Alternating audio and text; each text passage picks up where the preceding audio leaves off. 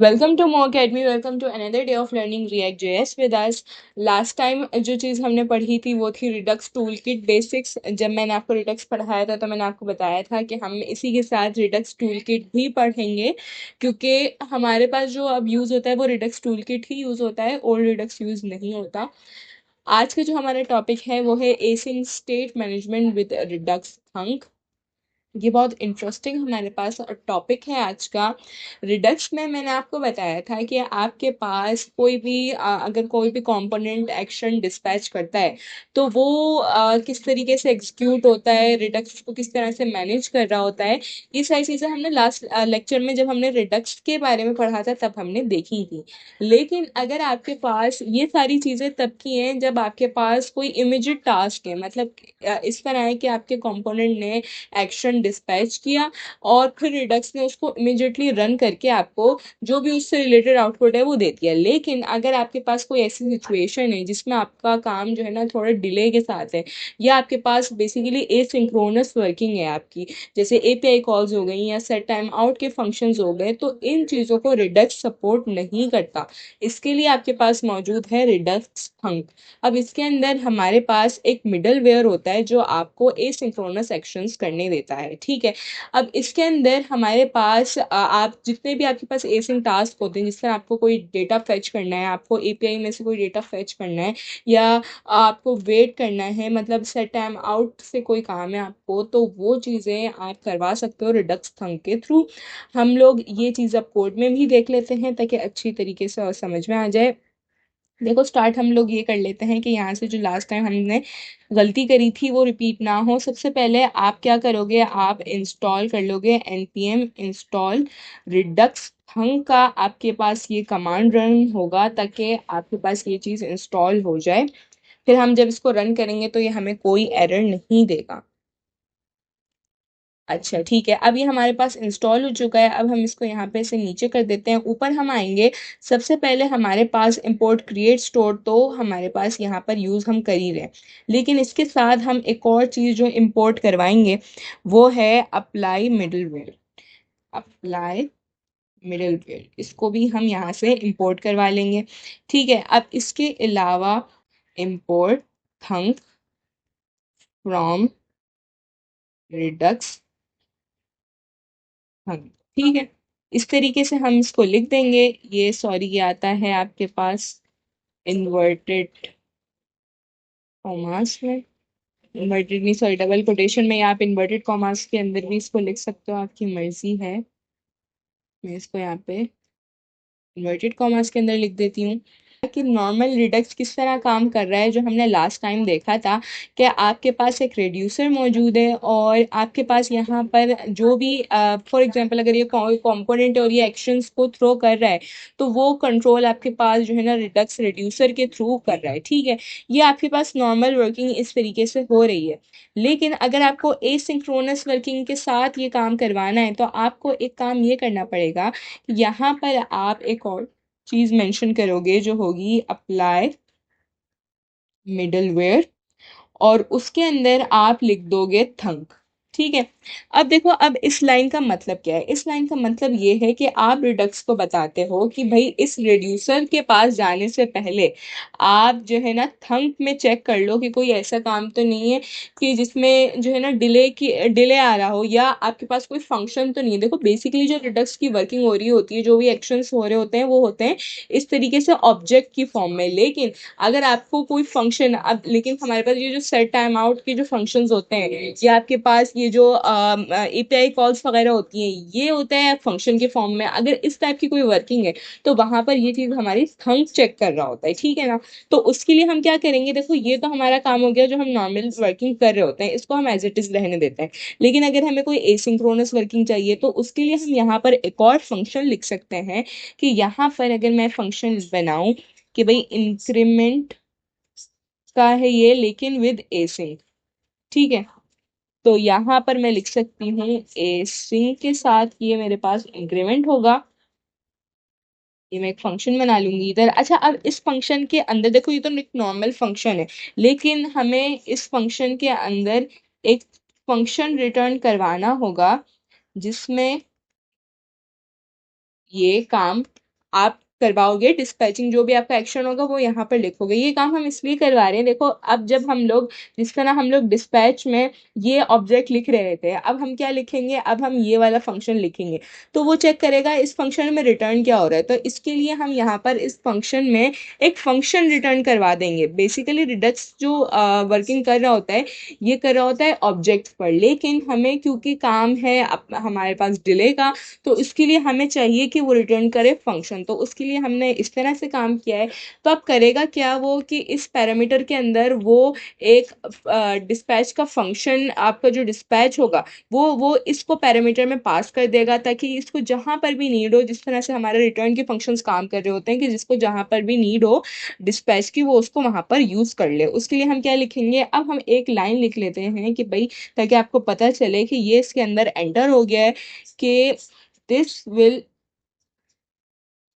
Run in 2 seconds. मैं ये command इसलिए यहाँ पर लिख रही हूँ ताकि आपको पता चले कि ये इस फंक्शन में एंटर हो चुका है। इसके बाद आप यहाँ पर क्या लिख सकते हो, मैं यहाँ पर एक सेट टाइम आउट का फंक्शन बना लूंगी और उसके अंदर मैं इस तरीके से क्या काम करवा लूंगी, मैं यहाँ पर करवा सकती हूँ,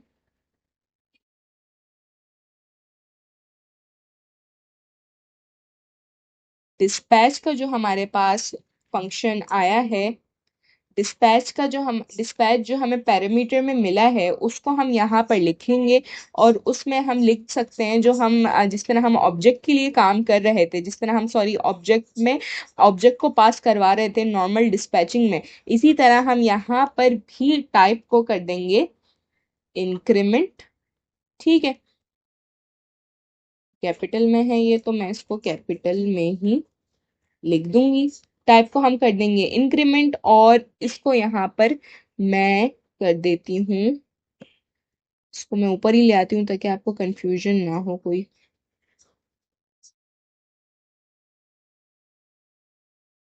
उस तरीके से करके हम इसको ऊपर ले आए और इसको भी मैं नीचे कर देती हूँ। ठीक है, ताकि ये एक ही लाइन में रहे और आपको पता चले कि भाई इस तरह से हम जो काम हम उधर कर रहे थे यही काम ही हम इधर भी कर रहे हैं, लेकिन थोड़ा से टाइम डिले के साथ ये काम होगा। सेमी कॉलन इधर लगेगा, उधर नहीं लगेगा।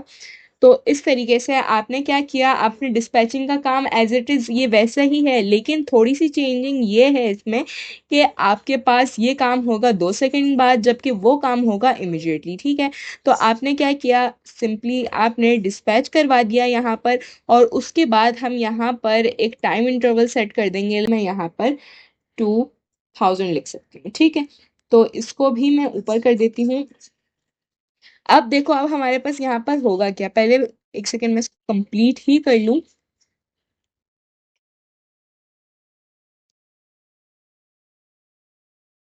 अब देखो हमारे पास काम क्या हो रहा था, ऊपर हमारे पास जिस तरीके का काम, लेट से मैं यहाँ पर डिक्रीमेंट का हटा देती हूँ, वैसे तो उसको रहने भी देंगे तो कोई मसला नहीं है, लेकिन आप कंफ्यूज नहीं होना बस कि ये तो हमारा पुराना वाला काम जिस तरह नॉर्मल सिंक्रोनस कोड में वर्किंग हो रही होती है, ये वैसे ही वर्किंग हो रही है। ठीक है, अब लेकिन अगर हमें काम है कि भाई आपने कोई डिले के साथ काम करना है, उसके लिए आपने यहाँ पर एक फंक्शन लिख लिया एसिंक्रोनस वर्किंग के लिए, जिसमें आपने एक फंक्शन रिटर्न करवाया है इसके अंदर।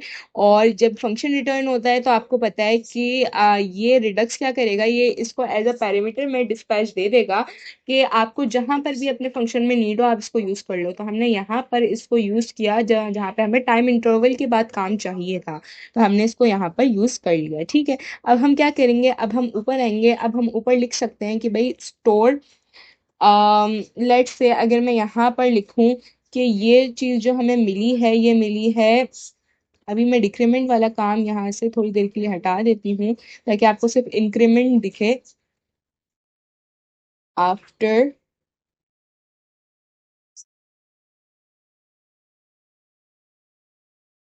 इंस्टेंट इंक्रीमेंट लिख देती हूँ मैं यहाँ पर, और यहाँ पर मैं लिख दूंगी स्टोर डॉट डिस्पैच, और उसके अंदर जहाँ से हमने डिस्पैचिंग करवाई है वो हम मेंशन कर देंगे, वो फंक्शन यहाँ पर सॉरी कॉल कर देंगे। इस फंक्शन का नाम था इंक्रीमेंट विद एसिंग, तो मैं इसको यहीं से कॉपी कर लेती हूँ और यहाँ पर मैं इसको कर देती हूँ पेस्ट। ठीक है, और इसको इस तरीके से मैं लिख सकती हूँ। ठीक है, अब मैं क्या करती हूँ, अब मैं यहाँ पर प्रिंटिंग के लिए एक लाइन यहाँ से कॉपी करती हूँ और यहाँ पर पेस्ट करके लिख देती हूँ कि आफ्टर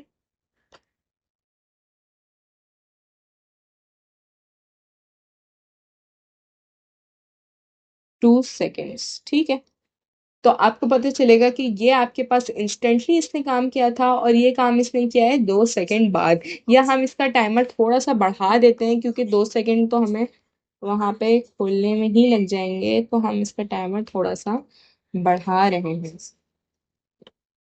ताकि ये हमारे सामने होता हुआ हमें काम नजर आएगा तो और अच्छी तरीके से समझ में आएगा ये चीज़।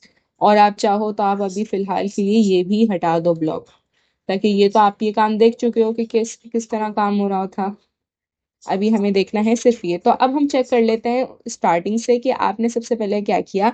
आपने यहाँ पर जिस ये काम तो हमने इंपोर्टिंग का जो लास्ट क्लास में भी किया था वही हमने यहाँ पर दोबारा रिपीट कर लिया। ठीक है, फिर हम जिस तरह से स्टोर बना रहे थे उसमें बस इतनी सी एडिशन हुई है आपके पास कि ये मिडल वेयर को भी आपने इसमें इन्वॉल्व कर लिया ताकि ये डिले वगैरह रिकॉर्ड कर सके। ठीक है, अब हमारे पास हुआ ये कि हमने क्या किया, हमने यहाँ पर कंपोनेंट जिस तरह से एक्शन थ्रो करता है, डिस्पैच करता है, वो काम हमने यहाँ पर किया हुआ है। एक चीज़ हमारे पास हो रही है सिंक्रोनस में, एक वर्किंग हमारे पास सिंक्रोनसली होगी और एक होगी एसिंक्रोनसली। ठीक है, अब इसको चेक करने के लिए हम इसको करते हैं सेव। तो इस तरीके से एसिंक रिडक्स जो हमने हेडिंग डाली थी अब वो हमें नज़र आ रही है स्क्रीन पर। इसके अलावा हम इंस्पेक्ट करें क्योंकि हमने कंसोल पर काम किया था, तो ये देखो ये इसने सबसे पहले आपको करके दिखा दिया कि आपने जो इंक्रीमेंट करी थी डायरेक्टली रिडक्स से वो किस तरीके से इंस्टेंटली हो गई है। यहाँ पर वो दिखा रहा है कि भाई ये देखो काउंट यहाँ पर एक बढ़ चुकी है। ठीक है, और उसके बाद फिर उसने ये मैसेज प्रिंट किया कि ये जो हमारा ये वाला काम है ना जिसमें आपके पास सेट टाइम आउट का फंक्शन मैंने लगाया हुआ है, यहाँ पर हमने जो मैसेज प्रिंट करवाया था कि this will run in 5 seconds, वो हमें वो शो करवा रहा है। उसके बाद फिर इसने हमें दिखाया कि भाई इसने भी एक काउंट बढ़ा दिया। इंक्रीमेंटेड आफ्टर डिले में ये हमें दिखाएगा कि आपने किस तरीके से एक काउंट इसमें बढ़ा दी। इस तरीके से आप एसिंक रिडक्स मतलब आप इस तरह से रिडक्स थंक से वर्किंग करते हो। मिडलवेयर अप्लाई मिडलवेयर का कुछ ये काम होता है। आई होप आपको ये लेक्चर अच्छे से समझ में आया होगा। अगर कोई भी फीडबैक हो, कोई भी आपको सजेशन देना हो, कंफ्यूजन हो, वो आप कमेंट सेक्शन में हमसे पूछ सकते हैं। ये कोड और नोट्स आपको नीचे मौजूद गिटहब लिंक पर मिल जाएगा और इंशाल्लाह नेक्स्ट आने वाले लेक्चर्स को नेक्स्ट आने वाली वीडियोस में ही कंटिन्यू करेंगे। तब तक के लिए टेक केयर, अल्लाह हाफिज।